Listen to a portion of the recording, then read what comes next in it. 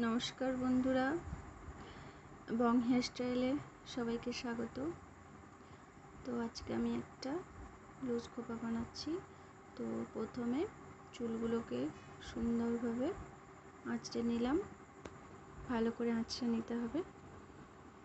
তারপর সবগুলোকে ধরে একসঙ্গে সুন্দরভাবে ধরতে হবে।